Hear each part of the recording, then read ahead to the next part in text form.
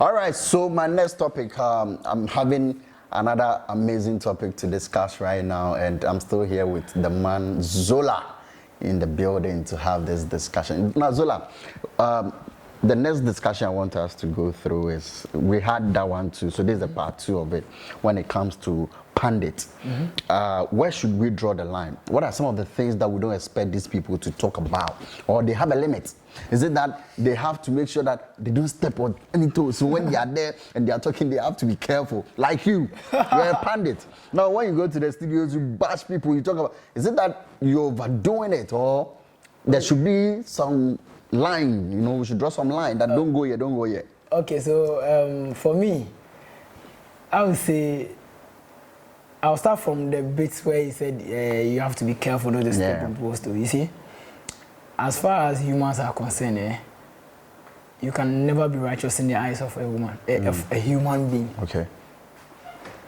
You might think you are saying the best thing, you are giving the best knowledge out, but few people might be on the opposite side and be like, no, this thing, yo, you know, they talk sense, yo, this thing, Charlie, you did lie, because it didn't go on well for that them, film. Vice versa, if it goes on well for the other person, the other person might also say that, no, this. In drawing the line between a pundit and then the creative, right? The only thing I would say is to move yourself out of the space of a fan. If you declare your stand as a fan for a certain artist, and then you are not bold enough, or you are not plain enough to tackle issues as it's supposed to be, that's where the mistakes comes in. Because by then you expose your weakness. Okay, if it's a Sarkodie issue, because I'm a Sarkodie fan, and then now a pundit. Even if what Sarkodie did is wrong, I have to speak and defend it. Yeah, you get me. Meanwhile, a pundit has to educate and inform people. So if you still box yourself in the fandom thing, how are you going to educate? You get me? That's the only line that needs to be drawn between a pundit and the critics. I know every media personality, every pundit has someone in the creative space that he or she adores so much. But the moment you sit on that seat, you need to take yourself out of that thing. And be plain. One person I like so much, another someone may do, regardless. Of course. At a point, he was boxed as a Sarkodie fan. But we all know how he tackles issues concerning Sarkodie. He will be plain to you. At a point, we all know in there he'll be anti-Shatter. But this is the same person that you see him praising Shatter. That's how he has to be. It shouldn't always be because I'm a fan of Stoneboy, Shatawale, even if Shatawale is messing up. No, for life is for life. I have to defend. No. You're not being real. But that is the slogan. For life should be for life. But the moment, whether good or bad, the moment you get a chance to become a pundit, it has to be out. That for life is the slogan for the fan base. He's a fan. That's what I'm saying. That's where the line needs to be drawn. As a pundit, Charlie, you have to move yourself out of the fan. How can I? Because I come here as a pundit. I have a favorite. I'm with maybe Samini or whatever it is. And then an issue comes up concerning an artist that I love so much. And you want me to put myself out and bash this particular artist. It's not possible. You need to be professional. Let me tell you something. Assuming you're a referee, you love Chelsea so much. And then you give them one to handle. Chelsea, United, Chelsea, Dortmund, Chelsea. Are you going to officiate badly? Your job is on the line. As much as I can be fair, there are certain kind of things that I'll pick for Chelsea. To lose your job, right? Oh no! It's not about losing my job. The reason why we have issues like this, and then the industry not attending to it is because there are no regulations in our system. That is another problem. There are no regulations. Believe you me, if we have regulations in our system that states that any artist that deliberately try to paint a bad picture for a certain image because of his or her emotions needs to be punished, or certain things needs to be done. That wouldn't work. That's what I'm saying. There are no regulations. If there are regulations, it will work. Just like the refereeing body have regulations. Just yesterday or this morning, I read a sports news, that a referee who was the fourth referee, a VAR, he was attending to VAR. And then I think a match between Arsenal and a certain team, he failed to give the right results to whatever happened, and then I think he took a penalty or something like that against Arsenal, so has been punished. So if you are a pundit and then you get yourself punished several times, you are losing your credibility, you are losing your job. It will get to a time people will not even listen to you. No media will even call you to come and sit on their station to even educate people. That's the only thing. The only thing that is keeping pundits behind is the fandom thing. The moment you sit on a seat, bro, you need to put on a different garment. Move yourself out of the fandom thing. That will make you very objective and very educative. How can you educate when the issue is against your favorite? You can't educate. No, you can't. That's why we see most of our people being on radio or TV and then bashing artists for even networking or for even bringing out a song that we all can promote. You understand? Because if you no, Charlie, no, this is not for my artist, so Charlie, we bad there's no song. need for me to. You understand? We bad, so there's no need for me to even give credit or maybe even play it on air, or even give it a mention. So the fandom thing is what is killing the industry, and then I think that's the only line we need to draw. Aside that, there's no line again. Now, with this kind of job, you guys criticize people.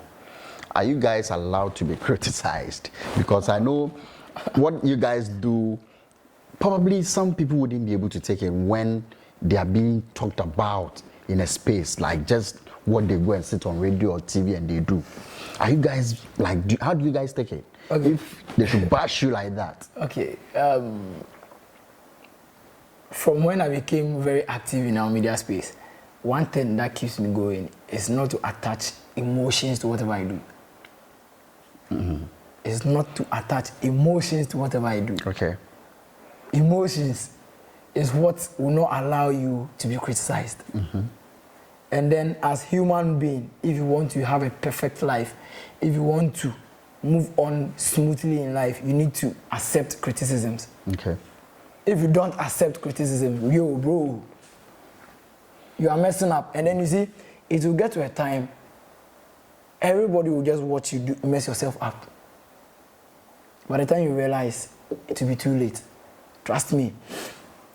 Me, being a pundit, I love to be criticized. And then I've received those things several times. No, it wasn't on case, but I went on a different medium and then I was sarcastically trying to play around certain topic. And then I goofed. Yo, I was on the chopping board on social media. Yeah, come on. And then I had to accept it. The following week, I went and did the right thing. You understand? That's how it has to be, because we sit on radio, criticize people, judge other people's songs.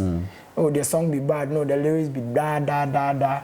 Same way, others might also see the wrongs we are doing on mediums. Maybe, no, this way, you should have done this way. I'm one person, throughout my life, I can call people and be like, Charlie, this thing that they do, Charlie, how you think they have to do it?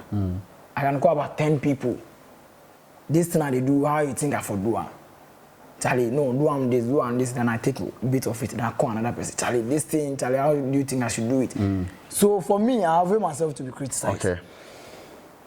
You understand? But not everyone can be like Ezola.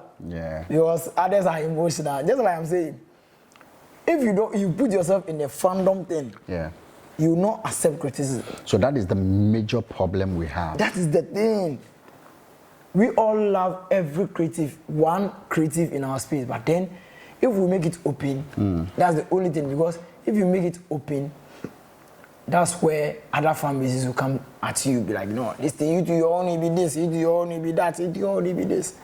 Or maybe you might have spoken the best sense ever throughout the discussion. Yeah. But because of the fandom thing, the people will have to rubbish it. And if you are emotional, yo, that thing will touch you. And then, seriously, you don't need to act when you are emotional. Okay. When you are angry, you don't need to act. Trust me. You end up destroying whatever thing, whatever pedigree or whatever image you have built for yourself. You understand? Yeah. So emotions has to be out. If you are emotional, bro, don't dare put yourself as a pundit, or maybe come on. Emotions has to be out. Yeah, emotions has to be out. Once you criticize someone to go come at you. Okay. That one day you have to expect it from every angle. Every angle. Okay. That's the whole thing. So emotions has to be out.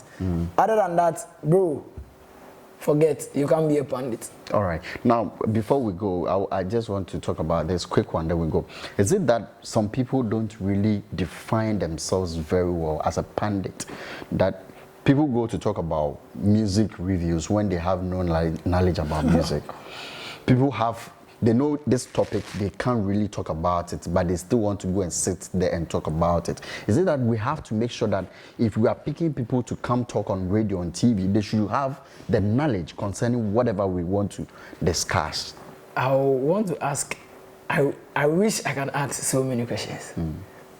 The first question should be, do media houses, producers, pro further or invite people based on their knowledge, or people that they think will give them numbers? Okay. See, we switched from having a very educative punditry or discussions on mediums when the numbers game came at play. Okay. Yes, there's numbers plays an integral role in everything we do now. Yeah. But it's up to us to play the cards very well. Now, people are just selected to be on mediums as pundits because we know say this person there, come here, when the numbers go up, people will watch. People will watch. So this person there, if you come there, yo, without even thinking if this person is fit for the topic or not. Trust me, every topic and certain people who has deep knowledge about it. But now we don't do that. Producers will just call, yo, you'll be available for this weekend, and they won't even send you topic ahead. Yeah. And when topics are even sent ahead, these people, because they know I'm too loud, and then I was called because I'm loud, that's why I serve for research. Because topics always leads to certain conversations. So if you don't research more or you don't read wide about the topic that you've been sent, then you always have to be in that loud mouth kind of thing. Charlie, make I go give them numbers. I mean, then you call me whether it makes sense or it doesn't make sense, you are there to talk. And then that's what we like as well. Trust me, brands, big people will move to brands with numbers regardless of how they get their numbers, whether positive or negative. We have so many informative media houses, so many informative punditries going on, entertainment discussions going on, that we don't even pay attention to. Because we feel, oh, this boy, they don't get numbers. Yeah. We create our own devils in this industry. Trust me. Because we always want to see the numbers thing. Okay. Whether they are talking sense or they are not talking sense. But then if it goes against us, that's when you see us ranting. You they select pundit, the pundit, you know, you shine, you know, get sense, you know, this, blah, blah, blah. But then there are sensible discussions going on at different media houses that you guys are not even paying attention to. Yeah. Like I'm saying, we create our own devils, bro. That's the whole thing. So it's not about that. It's not about we getting producers calling people who has deep knowledge in whatever topic is coming up. It's about producers and media houses looking for the numbers. That's the whole thing. That's the whole thing, bro. All right, so we're just looking for the numbers, and obviously that is the reason why some people are on radio and TV and they are talking, they are pundit, and at the end of the day, a lot of issues be brave. Anyway, that is from Zola. Thanks so much for watching, and my name is KCJ. I did this with my producer, Bright, in the building, and my cameraman, James Brown, the finest, fine boy, only girl. Anyway, my executive producer is Zola himself here. Thank you so much for watching. We'll come your way some other time. Bye-bye.